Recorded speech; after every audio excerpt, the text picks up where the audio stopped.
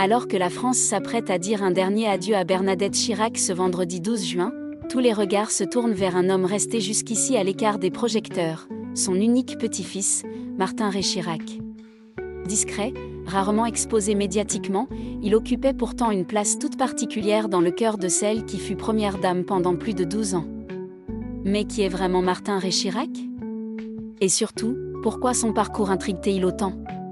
Contrairement à ce que beaucoup imaginaient, le jeune homme n'a jamais cherché à profiter du poids de son nom pour se construire une carrière politique toute tracée. Très tôt, il développe une passion inattendue, l'art. Une passion nourrie par son grand-père Jacques Chirac lui-même. Le président prenait un immense plaisir à lui faire découvrir les trésors des plus grands musées parisiens. Des moments privilégiés qui ont profondément marqué l'enfant qu'il était alors. Là où Bernadette Chirac rêvait peut-être pour lui d'un parcours plus classique, Martin décide de suivre son instinct. Peu attiré par les grandes écoles prestigieuses, il préfère étudier ce qui l'anime réellement. Direction l'Angleterre, où il intègre une école spécialisée dans le graphisme. Un choix audacieux qui en surprend plus d'un dans l'entourage de cette famille habituée au destin hors norme.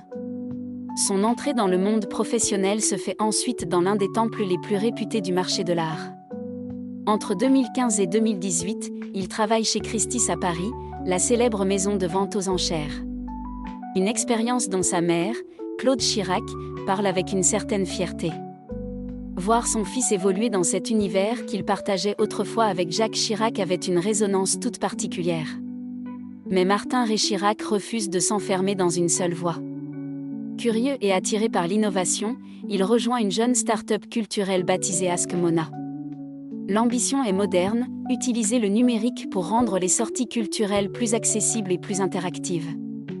Une aventure entrepreneuriale qui témoigne déjà de son envie de casser les codes. Puis, nouveau virage. Le voilà à Londres, où il travaille dans une galerie spécialisée dans l'art contemporain et l'après-guerre. Une trajectoire cohérente, du moins en apparence. Car c'est à ce moment-là que Martin Rey Chirac surprend tout le monde. Après l'art, place à la finance. De retour en France, il rejoint une société de conseil spécialisée dans les infrastructures. D'abord stagiaire, il gravit rapidement les échelons jusqu'à devenir analyste en fusion-acquisition. Un univers radicalement différent, exigeant et ultra compétitif. Et ce n'est pas fini. Depuis 2024, il poursuit sa carrière auprès d'une entreprise luxembourgeoise spécialisée dans l'énergie. Son rôle ? Conseiller sur des projets stratégiques liés notamment au développement d'une raffinerie de lithium en France.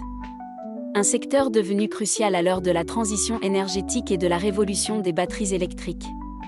Une trajectoire étonnante pour celui que beaucoup continuent d'associer uniquement à l'héritage Chirac. Car une autre question revient régulièrement, Martin Rey Chirac finira-t-il un jour par se lancer en politique ? Après tout, il a grandi au plus près du pouvoir. Pendant 11 ans, il a observé son grand-père exercer la plus haute fonction de l'État. Un apprentissage unique que peu de Français peuvent revendiquer. Lors d'un hommage rendu à Jacques Chirac en Corrèze, certains admirateurs de l'ancien président n'avaient d'ailleurs pas hésité à lui lancer un appel direct, ils comptaient sur lui pour reprendre le flambeau. Sa réponse avait immédiatement fait réagir, il n'avait pas fermé totalement la porte, demandant simplement qu'on lui laisse le temps d'y réfléchir. Aujourd'hui, à 30 ans, Martin Rey Chirac semble pourtant avoir choisi une autre priorité, construire sa propre histoire, loin du tumulte médiatique. Un parcours discret, fait de choix parfois inattendus, entre culture, innovation, finance et énergie.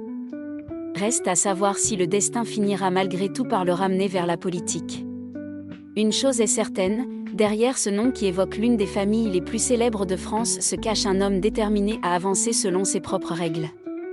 Et c'est peut-être justement ce qui le rend si fascinant aujourd'hui.